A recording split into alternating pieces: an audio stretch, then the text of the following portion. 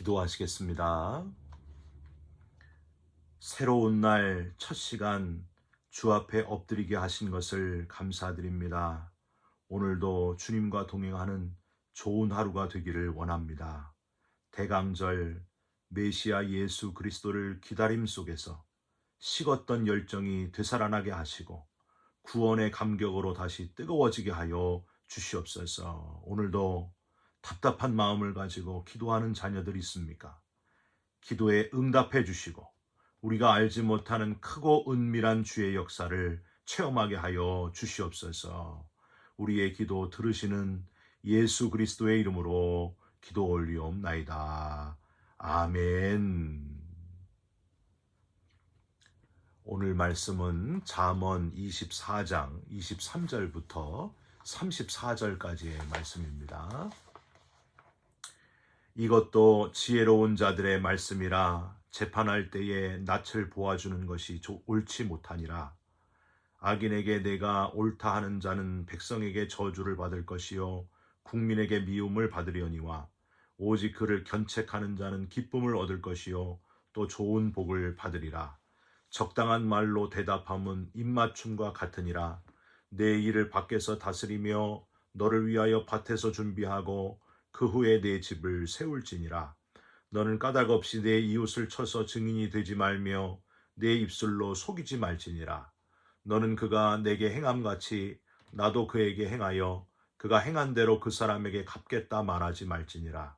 내가 게으른 자의 밭과 지혜 없는 자의 포도원을 지나며 본즉 가시덤불이 그 전부에 퍼졌으며 그 지면이 거친 풀로 덮였고 돌담이 무너져 있기로 내가 보고 생각이 깊었고 내가 보고 훈계를 받았노라. 내가 좀 더 자자 좀 더 졸자 손을 모으고 좀 더 누워있자 하니 내 빈궁이 강도같이 오며 내 곤핍이 군사같이 이르리라. 아멘. 오늘은 잠언 24장 23절부터 34절까지의 말씀으로 하나님을 드러내라, 하나님을 드러내라 라는 제목의 말씀을 함께 나누고 기도하는 시간을 갖겠습니다. 여러분, 더 글로리라고 하는 드라마, 학교 폭력 문제를 소재로 한 드라마가 세계의 주목을 받지 않았습니까? 소년범 판결로 잘 알려진 한국의 천종호 판사님에 대해서 여러분 들어본 적이 있으십니까? 천종호 판사님.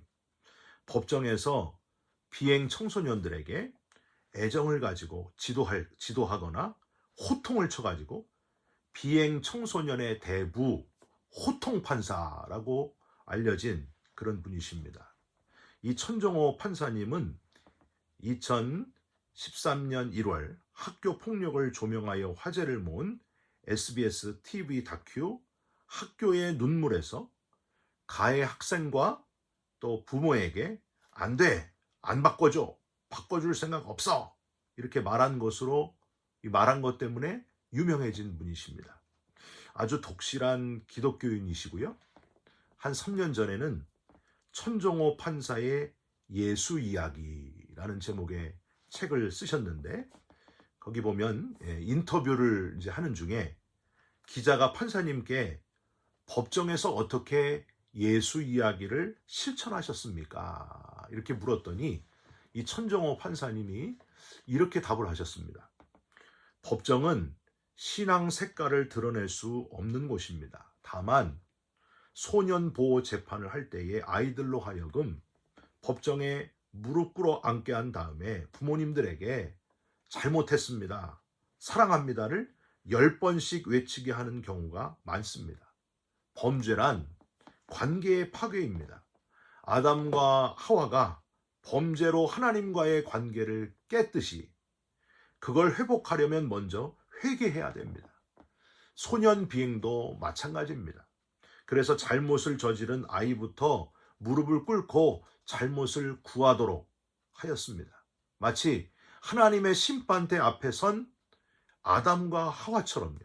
하지만 아이만 나무라서는 안 되고 부모도 잘못했으면 무릎을 꿇게 해야 되죠. 예수 이야기는 주로 법정 밖에서 실천했습니다. 예수님은 선한 사마리아인의 이야기를 통해 나와 가까운 사람이 이웃이 아니라 내가 받은 사랑을 갚을 수 있도록 상대방이 되어주는 사람이 이웃이라면서 자신이 속한 공동체의 경계를 넘어 모든 인류에게 사랑을 실천하라 하는 혁신적인 선언까지 하신 분이 바로 예수님이십니다. 그래서 저는 제가 봉사할 기회를 주는 그 아이들에게, 소년범 그런 아이들에게 오히려 늘 감사하는 마음을 안고 살아가고 있습니다. 이렇게 인터뷰를 하셨습니다. 참 멋지시다, 멋있으시다, 그런 생각이 들었습니다. 그리고 세상에서 하나님을 이렇게 드러내는 그리스도인, 하나님이 얼마나 좋아하실까 하는 생각이 들었습니다. 사랑하는 성도 여러분, 저와 여러분도 멋있는 그리스도인 되시기를 바랍니다. 교회 안에만 있지 말고 세상에 나아가셔서 세상에서 하나님을 멋지게 드러내는, 하나님의 살아계심을 세상에 나타내는 저와 여러분들이 되시기를, 저와 여러분들이 받은 달란트를 가지고 하나님을 드러내면서 사시기를 주님의 이름으로 부탁드립니다. 하나님이 얼마나 좋아하실까요? 그렇게 되면 영원한 하나님 나라에서 무엇과도 바꿀 수 없는 하나님의 큰 상급이 주어지게 될 줄 믿습니다. 어제는요, 잠언 24장의 전반부, 악인의 형통을 부러워하지 말아라, 지혜로 무장해라, 악인의 형통 부러워할 시간이 없다, 이런 말씀을 여러분과 함께 나누었고요. 오늘은 24장 후반부입니다. 하나님의 지혜로 무장을 했으면 가만히 있지 말고 이제 세상 속으로 들어가서 하나님을 드러내라, 그 지혜를 통해 하나님을 드러내라 하는 교훈을 전하고 있습니다. 하나님의 지혜를 가지고도 여기가 좋사오니 그저 교회 안에만 머물러 있으면 무슨 소용이 있겠는가. 마치 운전면허를 따고 운전을 하지 않으면 장롱면허가 되잖아요. 그러니까 모양만 있는 그런 그리스도인이 되지 말고, 교회에만 머무르는 그리스도인 되지 말고 세상에 나아가서 움직이고 뛰고 일하는 그리스도인이 되라. 하나님의 지혜를 세상에 마음껏 드러내면서 살아라 하는 교훈을 우리에게 전하고 있습니다. 그럼 좀 더 구체적으로 하나님의 지혜를 세상에 어떻게 드러내야 되는가? 한 4가지 정도인데요. 첫 번째는 재판에서 공의로워야 한다 하는 교훈입니다. 마지막 최종 판사, 심판자는 누구세요? 하나님이십니다. 그 하나님의 예표가 되어 지금 주어진 내 삶 가운데에서 옳은 일을 하라, 잘 판단을 하라, 의로운 자가 되라, 공의를 드러내라 하는 메시지예요. 23절을 한번 보십시오. 이것도 지혜로운 자들의 말씀이라, 재판할 때에 낯을 보아주는 것이 옳지 못하니라. 재판할 때 낯을 보아주는 것, 이게 뭐예요? 온갖 그냥 학연, 지연, 혈연, 누구 아는 사람 동원해가지고 판사가 편파적인 재판을 하게 되면 그게 문제가 된다는 거예요. 유전무죄, 무전유죄라고 거기에 막 뇌물이 들어가고 온갖 아주 편파적인 재판을 하는 건 옳지 못하다 하고 지금 이야기하는 겁니다. 여러분, 2002년에 우리가 잘 아는 월드컵 4강 신화가 있었잖아요. 대한민국 4강 신화가 있었습니다.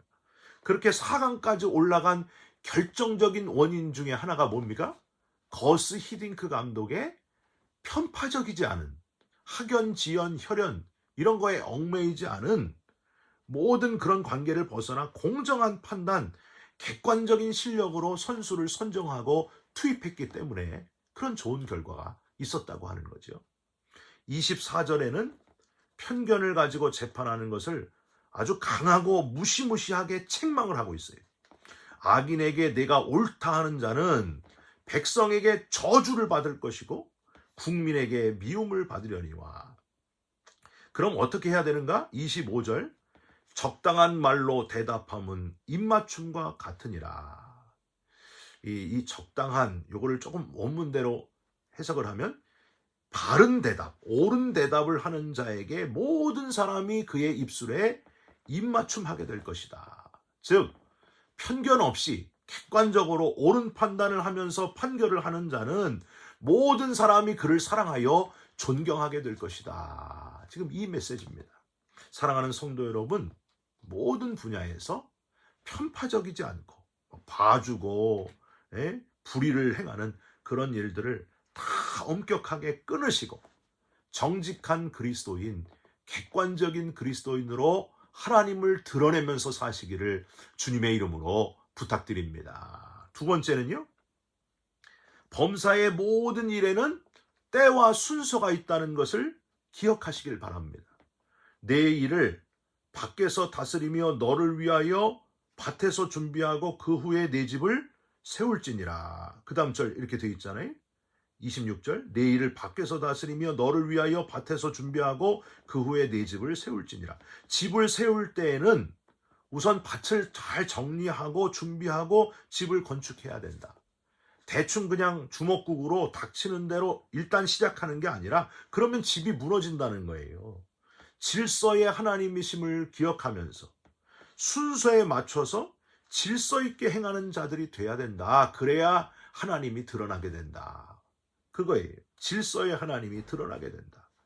학자들은요, 여기서 이제 집을 세우는 것은 가정을 세우는 것이다. 그래서 이스라엘 특성상 결혼을 하기 위해서는 신랑이 그 딸을 주는 신부 집에 가가지고 감사의 뜻을 먼저 표현을 하게 되어 있었습니다. 빙패라고 하죠. 빙패. 예물이나 돈을 먼저 드리게 되어 있는데 이게 우선이다. 이게 먼저 순서다. 예의를 지키고 질서를 지켜야 된다. 이렇게 해석하는 분들도 있습니다. 그러니까 정리하면 순서와 질서를 잘 지켜야 된다. 그래야 질서의 하나님이 드러나게 된다. 이 교훈을 하고 있는 겁니다. 여러분, 사울 왕이 이제 전쟁하게 될 때에 블레셋이 쳐들어오니까 막 마음이 급했어요. 사무엘이 먼저 제사를 드리고 전쟁하기 전에 먼저 하나님의 뜻을 묻고 전쟁을 해야 되는데 사무엘이 안 오는 거예요. 그래가지고 어떻게 합니까? 그냥 대충 제사를 자기가 드려버리고 전쟁에 들어가지 않습니까? 순서가 잘못되었습니다. 질서가 무너졌습니다. 그래서 하나님께서 이 사울왕을 사무엘을 통해서 책망하시지 않습니까? 사랑하는 성도 여러분, 질서의 하나님을 본받아서 순서와 질서를 지키는 자 되시기를 주님의 이름으로 부탁드립니다. 그 다음 세 번째는요, 거짓 증언과 보복을 하지 말아라. 이렇게 교훈합니다. 28절, 너는 까닭 없이 내 이웃을 쳐서 증인이 되지 말며 내 입술로 속이지 말지니라. 아합 왕의 아내였던 이세벨 왕비를 여러분 기억하실 겁니다. 성 앞에 포도원이 있었는데 그 나봇이라고 하는 사람이 주인이었어요. 근데 이 아합 왕이 나봇에게 포도원을 달라 그랬더니 안 주는 거예요. 그래가지고 막 아파서 누웠습니다. 그러니까 이세벨이 와가지고 당신 왕인데 왜 그러고 있느냐 하면서 거짓 증인 2명을 세워가지고 돌로 나봇을 쳐 죽이고 포도원을 뺏어버리지 않습니까? 여러분, 이게 거짓 증인이 이게 얼마나 거짓 증언이 이렇게 무서운 거예요. 사람을 죽일 수 있는 거예요. 나중에 어떻게 됩니까? 이세벨은 성에서 떨어져 가지고 동네 개들이 다 몰려와 가지고 이 이세벨의 시체를 다 뜯어먹게 아주 그렇게 불행한 죽음을 당했던 여인이 바로 이세벨입니다. 29절을 이제 한번 보세요. 너는 그가 내게 행함 같이 나도 그에게 행하여 그가 행한 대로 그 사람에게 갚겠다 말하지 말지니라. 복수하지 말라는 거예요. 보복하지 말라는 거예요. 그거는 하나님이 원하시는 것이 아니라는 교훈입니다. 내게 행함 같이 나도 그에게 행하여 그가 행한 대로. 여러분, 사람이요, 당한 만큼만 갚아줄 것 같아도 절대 그렇지 않습니다. 사람은요, 만약에 딴 사람이 내 한쪽 눈을 다치게 했으면 어떻게 해요? 2눈을 가서 다 찌르고 싶은 게 우리 인간의 속셈이에요. 속마음이에요. 인간이 그렇다는 거예요. 더 크게 보복하고 싶은 우리의 본성을 다 아시는 하나님. 그래서 지금 지혜자의 말씀을 통해 보복하고 복수하지 말아라. 그런 교훈을 하고 있는 거예요. 오죽하면 로마서 12장 19절, 너희가 친히 원수를 갚지 말고 하나님의 진노하심에 맡기라. 보복하지 말아라. 복수하지 말아라. 그게 바로 하나님이 우리에게 요구하시는 말씀이라고 하는 겁니다. 하나님의 뜻이라고 하는 겁니다. 여러분, 마지막 네 번째는요, 게으름을 삼가라. 이렇게 교훈하고 있습니다. 30절을 한번 보세요. 내가 게으른 자의 밭과 지혜 없는 자의 포도원을 지나며 본즉 31절 가시덤불이 그 전부에 퍼졌으며 그 지면이 거친 풀로 덮였고 돌담이 무너져 있기로. 얼마나 관리를 안 했으면, 얼마나 게을렀으면 가시덤불, 거친 풀, 쐐기 풀이죠, 그게 다 덮여가지고 돌담이 무너져 있었겠습니까? 마지막 33절 34절 보면요, 우리가 잘 아는 표현이죠. 내가 좀 더 자자, 좀 더 졸자, 손을 모으고 좀 더 누워있자 하니 내 빈궁이 강도같이 오며 내 곤핍이 군사같이 이르리라. 좀 더 자자, 졸자, 누워있자고 계속 거드름을 피우고 어떻게 해서든지 일을 하기 싫어하고 게으른 자는 빈궁이 강도같이 오고 곤핍이 군사같이 이르리라. 여러분, 이 강도와 군사라는 용어, 이 표현을 왜 썼겠어요? 게으른 자가 결국에 거렁뱅이가 되는 것을 막을 수 없다는 거예요. 이렇게 게으르면 거지가 될 수밖에 없다. 강하게 표현하기 위해서 강도, 군사 이런 표현까지 동원하는 겁니다. 여러분, 우리가 게으르면 되겠어요? 저는요, 이 마지막 게으르지 말라 하는 지혜의 교훈의 말씀을 묵상을 하면서 교회와 목사의 그 역할에 대해서 진지하게 생각해 보게 됩니다. 언제부턴가요? 열정을 잃어버린 교회, 요한계시록 2장과 3장의 소아시아의 7교회 중에 사대교회와 라오디게아 교회처럼 이름은, 살았다는 이름은 가졌으나 죽은 교회, 차지도 않고 덥지도 않고 미지근한 교회, 그래서 토하여 내침을 받는 교회가 되지 않으려면 게으름을 버려야 된다는 거예요. 근데 언제부턴지 너무나 늘어지고 웬만한 건 다 안 하려고 하는 교회, 저를 포함해가지고 목회자들이 그저 성도들이 일주일에 한 번 주일 아침만 잠깐 출석하고 헌금만 내면 천국 가는 데는 문제가 없을 겁니다 하고 가르치고, 잘못 가르치고 있는 것은 아닌가, 그런 생각을 하게 됩니다. 여러분, 다른 종교인도요 비슷해요. 그렇게 된다면 그냥 일주일에 한 번만 가서 빌고 그러면 내 소원을 들어달라, 그러면 그게 다른 종교들이 그렇게 한다니까요. 우리가 그렇게 되면 되겠습니까? 그냥 편하게 믿고 아무것도 하지 않아도 괜찮다고, 그래서 목사님도 편하고 성도도 편하고, 자꾸만 교회가 그렇게 가면 안 된다는 거예요. 그렇게 게으르게 가면 모이기를 패하고 자꾸만 모임을 줄이고, 그렇게 게을러지면 죽은 교회가 되고 미지근한 교회가 되고 하나님이 버리시는 교회가 된다는 거예요. 여러분, 물론 몸이 아프시고 불편하셔서 주일날 아침에 한 번 교회에 오기도 힘드신 분들이 있습니다. 그런 분들 말고요. 그런 분들 말고 뭔가 할 수 있는데도 아무것도 안 하고 그냥 종교인이나 다른 종교인이나 다를 바 없이 그렇게 살아가고 있는 그리스도인인지 정말 맞는지, 성도가 맞는지 우리가 이걸 진지하게 생각해 봐야 됩니다. 그래서 여러분요, 세상에서 이것만은 하나님 위해서 하다 왔습니다, 이게 있어야 된다는 거예요. 우리가 언제 하나님이 우리를 부르시더라도 하나님 앞에 갔을 때, 하나님, 나 이거 한 가지는 하다 왔습니다, 하나님, 나 천국에 들어갈 수 있게 하여 주옵소서 하고 당당히 하나님 나라로 들어가는, 그게 돼야 된다는 거 아니에요?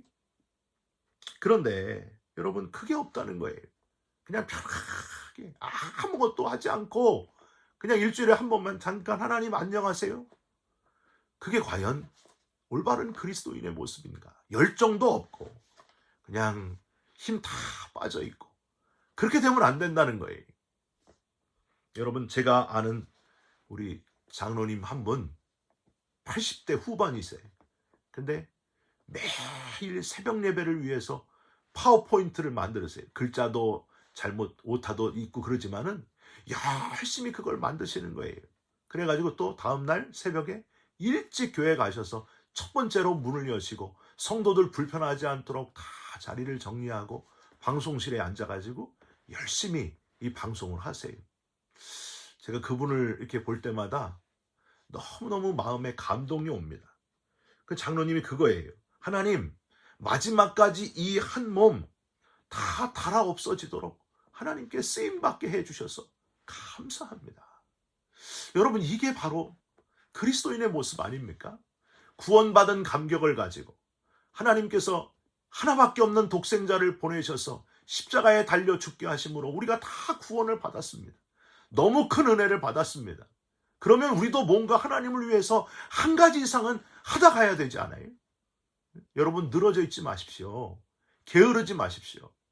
하나님을 기쁘시게 하는 한 가지 이상의 일을, 하나님이 좋아하실 일을 잘 감당하시면서 살아있는 그리스도인이 꼭 됐으면 좋겠습니다. 여러분, 로마서 12장 11절에 부지런하여 게으르지 말고 열심을 품고 주를 섬겨라 그랬습니다. 늘어져 있지 말고 일어나서 뛰는 자, 한 가지라도 꼭 주님을 기쁘시게 하는 일을 감당하는 그리스도인들이 다 되시기를 주님의 이름으로 부탁드립니다. 예수님은 편견을 버리시고 옳은 길을 걸어가셨습니다. 하나님의 질서를 따라 구원을 끝까지 이루어 가셨습니다. 거짓 증언과 보복을 일삼는 이들을 안타까워하시면서 누명을 쓰시고 십자가를 끝까지 참으신 분이 바로 예수님이셨습니다. 마지막 십자가에서 죽임을 당하시는 그 순간까지 열심히 끝까지 일하시고 또 일하신 분이 바로 예수님이셨습니다. 그래서 하나님을 드러내는 삶을 살아가셨습니다.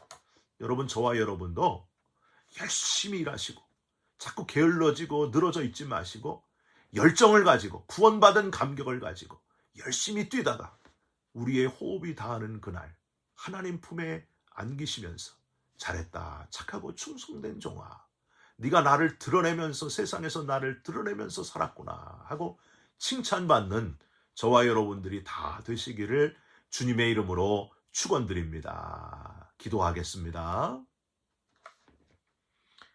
하나님, 우리의 삶을 통해 하나님이 드러나기를 원합니다.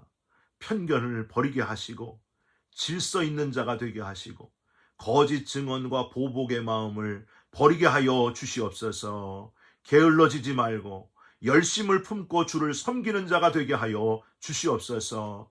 우리를 통해 하나님이 드러나시는 통로의 삶을 살아가게 하여 주시옵소서. 예수 그리스도의 이름으로 기도 올리옵나이다. 아멘. 하늘에 계신 우리 아버지여, 이름이 거룩히 여김을 받으시오며 나라가 임하시오며 뜻이 하늘에서 이루어진 것 같이 땅에서도 이루어지이다. 오늘 우리에게 일용할 양식을 주시옵고 우리가 우리에게 죄진 자를 사하여 준 것 같이 우리 죄를 사하여 주시옵고 우리를 시험에 들게 하지 마시옵고 다만 악에서 구하시옵소서. 나라와 권세와 영광이 아버지께 영원히 있사옵나이다. 아멘. 사랑하는 성도 여러분, 하나님의 영광을 드러내는 한 가지 일, 그 한 가지 일 이상을 열심히 감당하는 저와 여러분들이 되셨으면 좋겠습니다. 열심히 뛰는 하루 되시길 바랍니다. 여러분 사랑합니다. 축복합니다. 감사합니다.